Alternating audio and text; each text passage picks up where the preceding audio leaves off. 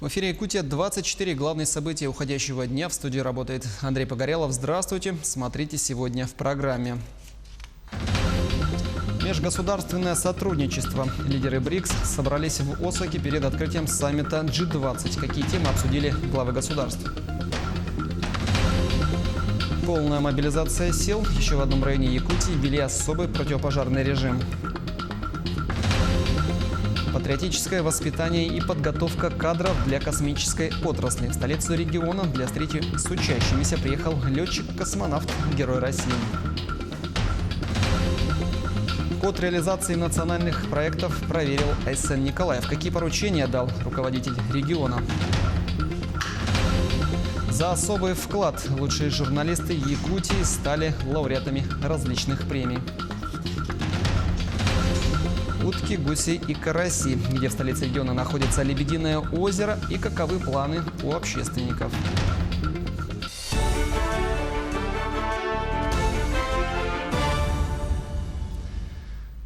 Протекционизм и торговые войны, реформа ВТО и расчеты в национальных валютах. Такие темы поднимались на встрече лидеров БРИКС, которая прошла в Осаке на полях саммита G20. С подробностями Никита Конев.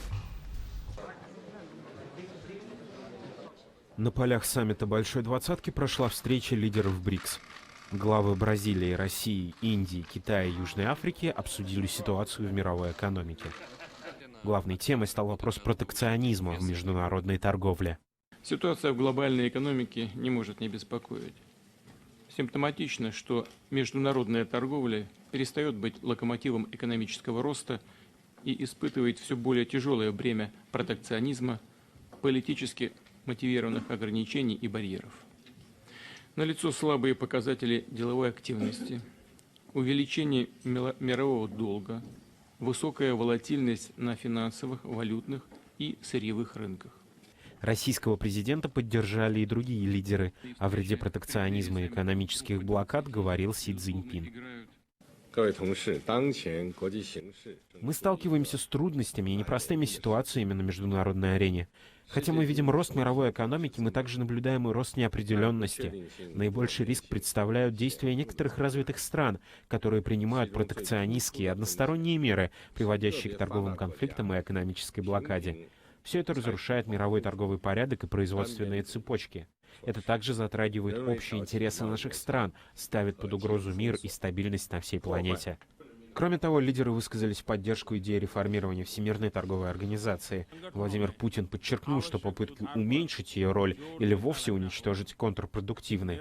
Кроме того, российский президент призвал другие страны БРИКС переходить на расчеты в национальной валюте. Кроме того, лидеры США и России Дональд Трамп и Владимир Путин сегодня также провели переговоры в Осаке. Встреча продолжалась почти 1,5 часа. Главы государств обсудили вопросы стратегической стабильности, затронули Сирию и Украину. Путин и Трамп также договорились продолжить переговоры по совместной модели контроля над вооружениями. Нынешняя встреча первая после того, как Трамп отменил запланированные переговоры в Аргентине в декабре прошлого года. Кульминационный момент нашумевшего дела. В Якутском городском суде завершается судебный процесс Левадных. Супруги обвиняются в умышленном удержании гражданки Филиппин Ракель де ла Крус. Гособвинение требует для Александра Левадного 14 лет колонии общего режима, а для его супруги Кристины 8 лет и 6 месяцев. В сложном уголовном деле разбиралась Сусанна Рожина. В феврале 2017 года был крупный скандал с участием подполковника столичной полиции, заместителя начальника отдела экономической безопасности и противодействия коррупции Александра Левадного, который со своей женой Кристиной силой удерживал в течение нескольких дней в квартире филиппинку Ракель, нанося ей физические и психологические увечья. Когда человека ты собираешься, не имеешь умысла держать против ее воли, об этом не трубишь на весь город. У нас же знали все. Девушки, которые работали со мной, об этом знала семья Алексеева, об этом знал Давид, об этом знали Нурик. Все знали, что она находится с нами. Как пояснили в суде сторона защиты потерпевших и гособвинения, поводом для удержания филиппинки стало ее желание уйти в другую клининговую компанию. Кристина Левадна – индивидуальный предприниматель, которая оказывает населению услуги по уборке помещений, и у нее в службе работали девушки из Филиппин. Из показаний Ракель следует, что Левадна не платила ей зарплату в течение длительного периода, и это стало причиной ее ухода в другую компанию. Это были наглые, дерзкие, не знающие предела люди. Насильно проникнув ко мне в квартиру, нанесли мне побои. Хотели силой забрать и увезти Ракель Фабрас.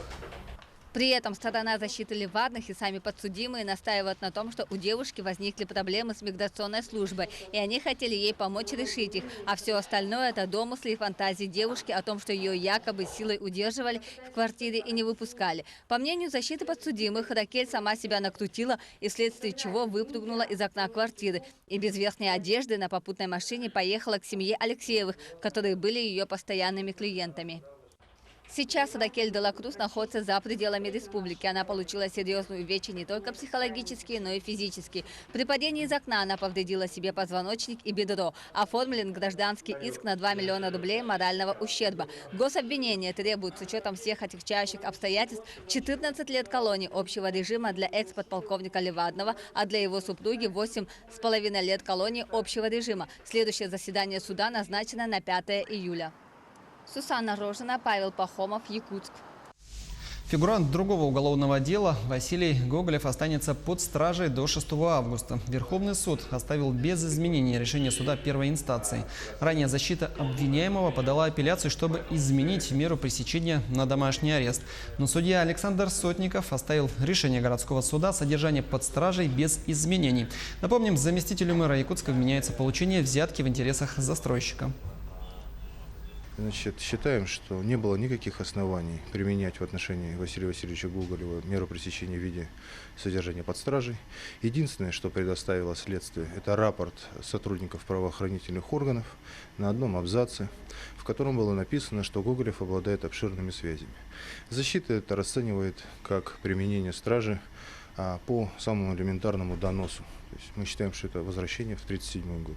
Никаких фактических данных, указывающих о том, что Гоголев имел какую-то реальную возможность скрыться от следствия либо оказать давление на свидетелей, суду не представлено. Поэтому мы будем в дальнейшем обжаловать в кассационной инстанции данное постановление, апелляционной инстанции.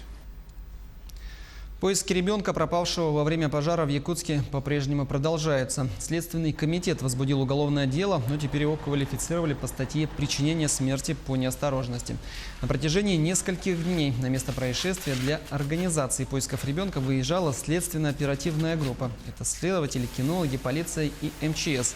Проведен обход в территории, опрошены родственники, жители соседних домов, осмотрены записи с камер видеонаблюдения. Но в настоящее время местонахождение ребенка так и не установлено. Напомним, пожар произошел в частном доме по улице Портовское кольцо. Пострадавшие родители сразу же заявили, что во время пожара пропал ребенок 7 лет. Разыскные мероприятия продолжаются. Дым от лесных пожаров окутал Якутск. Ветер приносит смог от очагов, которые действуют на территории близлежащих районов. В Минздраве республики рекомендуют в лишний раз не выходить на улицу, держать окна и двери плотно закрытыми. Также необходимо пить по 2-3 литра воды в день. Полные рекомендации опубликованы на сайте ведомства. Между тем, в Якутии продолжает тушить 4 лесных пожара. По информации Министерства экологии, огнем охвачено 100 гектаров. На землях иных категорий ситуация значительно серьезнее. В том же Верхоянском районе действует 10 природных пожаров на общей площади почти 679 тысяч гектаров. 6 из них локализованы. Работают почти 190 человек. Тем временем особый противопожарный режим установлен еще в одном районе Якутии. Теперь жителям Ленского района нужно соблюдать требования пожарной безопасности, ограничить выход в лесные массивы, не разводить костры, не проводить сельскохозяйственные палы. Напомним, что особый противопожарный режим также установлен в Алданском, Усть-Алданском, Тампонском и Вено-Бытантайском районах и городе Якутске. Особое внимание в эти дни уделяют и безопасности на воде. Половина месяца прошла с момента открытия навигации для маломерных судов, а в Ленском районе один судоводитель уже числится без вести пропавшим. О том, какие меры нужно соблюдать, находясь на реке, и сколько будет стоить получение удостоверения на управление лодкой, расскажут наши коллеги из Ленска. Навигация для маломерных судов на территории Ленского района и соседних Мирнинского и Алекминского районов открыта с 3 июня. Это значит, что на воду спустило свои лодки большое количество судоводителей. И зачастую любители отдыха на реке пренебрегают правилами безопасности. Мы обращаемся к судоводителям с призывом соблюдать правила плавания и правила пользования маломерными судами. Напоминаем, что все суда должны быть зарегистрированы. У судоводителей, управляющих ими, должно быть удостоверение на право управления маломерным судном. В Ленске такое удостоверение можно получить в автономной некоммерческой профессиональной организации «Профессионал», которая уже много лет обучает водителей разных категорий транспорта, в том числе водного. Раньше у нас было просто маломерное судно, сейчас маломерное моторное судно называется. И кроме этого мы получили разрешение на обучение на гидроцикл. Значит, срок обучения, в пределах месяца, но это максимальный срок. А так где-то в пределах 2-3 недель. Стоимость обучения на маломерное моторное судно у нас 9 тысяч рублей. И дополнительно, если хотят гидроцикл получить на право управления, 3 тысячи стоит. Главная ошибка отдыхающих на реке – считать лодки-гидроциклы средством развлечения. Особенно садиться на них без прав на вождение. И даже если у вас имеются все документы, легальное судно и знание мер безопасности, собираться в плавание нужно тщательно. Ведь, как известно, река ошибок не прощает. Роман Токмаков, Олег Соснин, телеканал «Алмазный край». Патриотическое воспитание молодежи и подготовка кадров для космической авиационной отрасли. Специально для этого в Якутск приехали летчик-космонавт, герой России Роман Романенко и руководитель Восточного отделения российской космонавтики имени Циолковского Константин Чмаров. В историческом парке «Россия. Моя история» профессионалы своего дела проведут беседу с учениками школы «Арктика и космос» и воспитанниками движения «Юнармия». Главная цель – повышение аэрокосмической грамотности.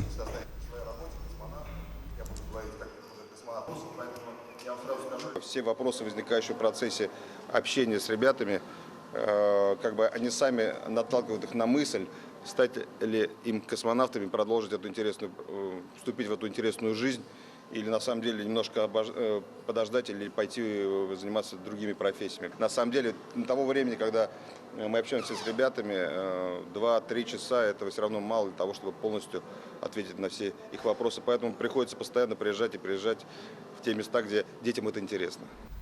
Кроме того, в АМГе для детей с 7 по 10 классы свои двери откроет профильная смена «Старт в космос». Она продлится с 15 по 28 июля. Преподавать будут космонавт, инструктор и капитан воздушного судна. Но для полного погружения в тему планируются тренировки на выживание.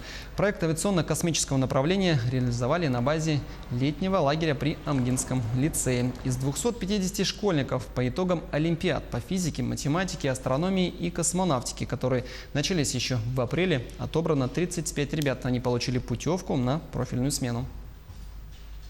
В этом лагере там тоже будет конкурсная программа. И те, кто показали наилучшие результаты, мы соберем группу и зимой, на зимние каникулы, значит, этим ребятам предстоит поездка в Московский авиационный институт и в Звездный городок, где тоже будет там индивидуальная программа, уже более такая профильно ориентированная. В связи с тем, что фрагменты второй ступени ракеты падают на территории Вилюйского района, администрация тесно работает с руководством Роскосмоса. Было подписано соглашение о сотрудничестве, штатно и плодотворно отработаны все 4 запуска.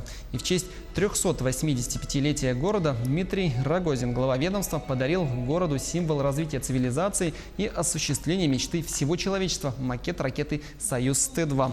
В рамках юбилейного эсэха прошло торжественное открытие сквера, где и установили уникальный макет, который стал единственным в Сибири и на Дальнем Востоке. Хочу пожелать вилючанам дальше держать марку одного из первых и прогрессивных городов Республики Саха-Якутия. Вилюйск когда-то стал развиваться как один из столпов развития основания Якутии.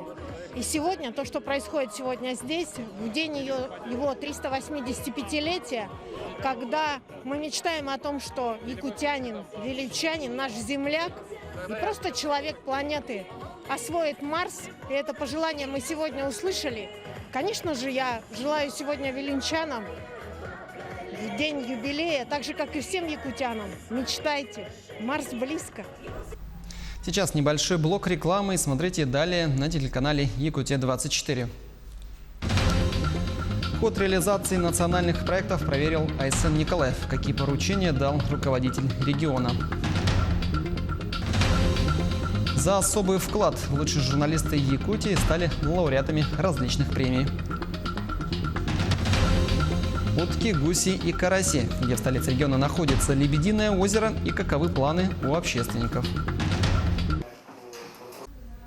Это Якутия-24. Главные итоги уходящего дня. Ход реализации национальных проектов в Якутии проверил Айсен Николаев. Руководитель региона отметил, что за первое полугодие проведена достаточно большая работа, но есть определенные отставания в части акселерации субъектов малого и среднего предпринимательства, также в развитии и оказании первичной медико-санитарной помощи. На сегодня с федеральными министерствами заключены 39 соглашений в их реализации на текущий год. Главная задача – завершить их четко в срок.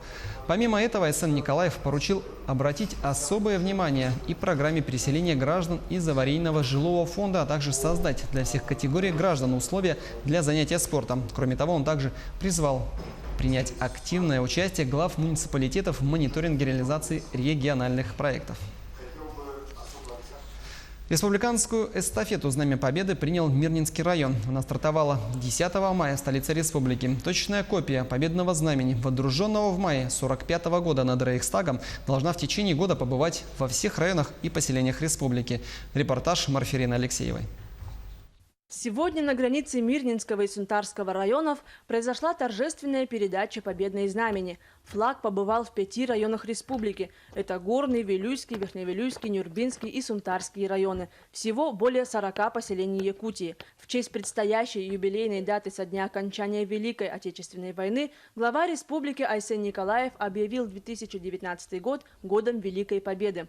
Подобная акция проходит спустя каждые 5 лет со дня окончания Победы. Только если прежде знамя бывало только в центральных городах района, то в этом году знамя Победы должно побывать во всех городах, поселках и селах Якутии. Это впервые, когда оно началось за год до юбилейной даты. Вот. И есть возможность теперь, чтобы знамя было в каждом поселении, чтобы наш народ никогда не забывал ту великую страшную войну. Чтобы молодое поколение всегда об этом помнили, потому что, к сожалению, наши ветераны начинают уходить уже из жизни, и все меньше и меньше остается тех, кто мог бы это передавать. Мирный стал первым городом района, принявшим эстафету. На площади Победы прошла торжественная церемония вручения флага. Военный комиссар, участник боевых действий на Северном Кавказе Алексей Танких, вручил знамя исполняющему обязанности главы города Мирного Степану Медведю. По окончанию торжественной встречи флаг был передан представителям байкер-клуба «Амака». Мотоциклисты провезли знамя по улицам города. В Мирнинском районе знамя пробудет 10 дней. За это время по району пройдут различные военно-патриотические мероприятия. Посещение школ, летних лагерей, посещение ветеранов, спортивных мероприятий, которые будут проходить либо в преддверии, либо, сейчас у нас буквально вчера День молодежи прошел, у нас совпало таким образом, у нас совмещаются некоторые мероприятия, и вот в преддверии этих мероприятий молодежь, которая будет принимать участие, она обязательно будет засвидетельствована знаменем Победы. В честь 75-летия со дня окончания Великой Отечественной войны в районе также запланирована своя эстафета.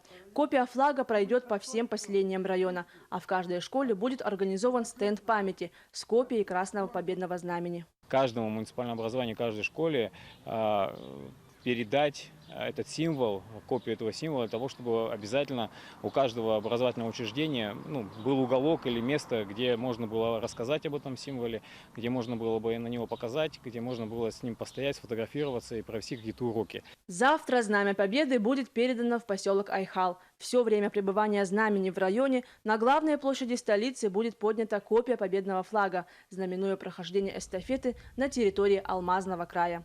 Марфирина Алексеева, Артем Алексеев, Мирный. Стали известны имена лауреатов 3 впервые учрежденных премий в области журналистики. Национальной вещательной компании «Саха» хозяином премии имени Елены Мироновой стал телеведущий Георгий Белоусов. Оператору Георгию Григорьеву присудили премию имени Сергея Таюрского. Далее премию имени Николая Дроздова вручили главному инженеру передвижной телевизионной станции Гаврилу Шишкину.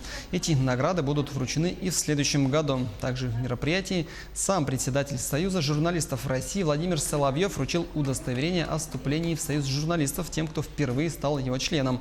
А ветераны телевидения и радио получили грамоты за вклад в российскую журналистику.